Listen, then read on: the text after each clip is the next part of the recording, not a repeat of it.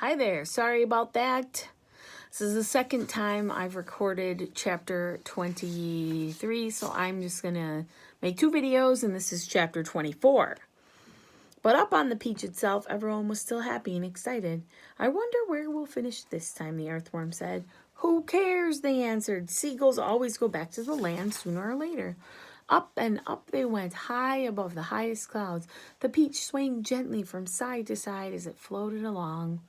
Wouldn't this be a perfect time for a little music? The ladybug asked. How about it, old grasshopper?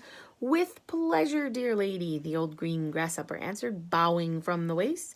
Oh, hooray! He's going to play for us, they cried. And immediately the whole company sat themselves down in a circle around the old green musician, and the concert began.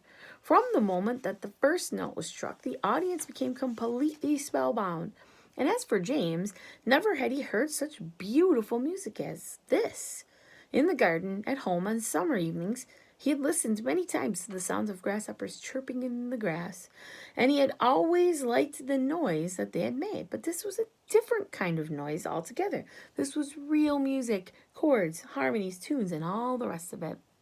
And what a wonderful instrument the old green grasshopper was playing on. It was like a violin.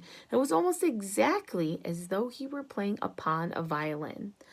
The bow of the violin, the part that moved, was his back leg. The strings of the violin, the part that made the sound, was the edge of his wing.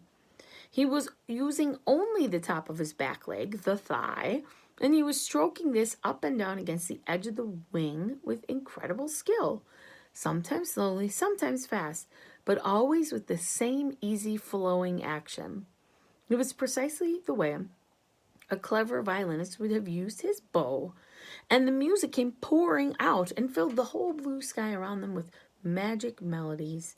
When the first part was finished, everyone clapped madly, and Miss Spider stood up and shouted, Bravo! Encore! Give us some more! Did you like that, James? The old green grasshopper smiled at the little boy. Oh, I loved it, James said. It was beautiful. It was as though you had a real violin in your hands. A real violin, the old green grasshopper cried. Good heavens, I like that. My dear boy, I am a real violin. It is part of my own body. But do all grasshoppers play their music on violins the same way as you do? James asked him. No, he answered, not at all. If you want to know, I happen to be a short-horned grasshopper. I have two short feelers coming out of my head. Can you see them? There they are. They're quite short, aren't they? That's why they call me a shorthorn. And we shorthorns are the only ones who can play our music in the violin style using a bow. My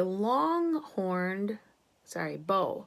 My long-haired relatives, the ones who have long curly feelers coming out of their heads, make their music simply by rubbing the edges of their two top wings together. They are not violinists. They are wing rubbers. And a rather inferior noise these wing rubbers produce too, if I may say so. It sounds more like a banjo than a fiddle. Here's a picture of the grasshopper. Look at, you can kind of see, he does look like an instrument. It's cool. How fascinating this all is, cried James, and to think that up until now I have never even wondered how a grasshopper made his sounds. My dear young fellow, the old green grasshopper said gently, there are a whole lot of things in this world of ours that you haven't started wondering about yet. Where, for example, do you think that I keep my ears?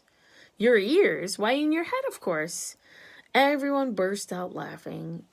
You mean you don't even know that? Cried the centipede. Try again, said the old green grasshopper, smiling at James. You can't possibly keep them anywhere else. Oh, can't I? Well, I give up. Where do you keep them? Right here, the old green grasshopper said.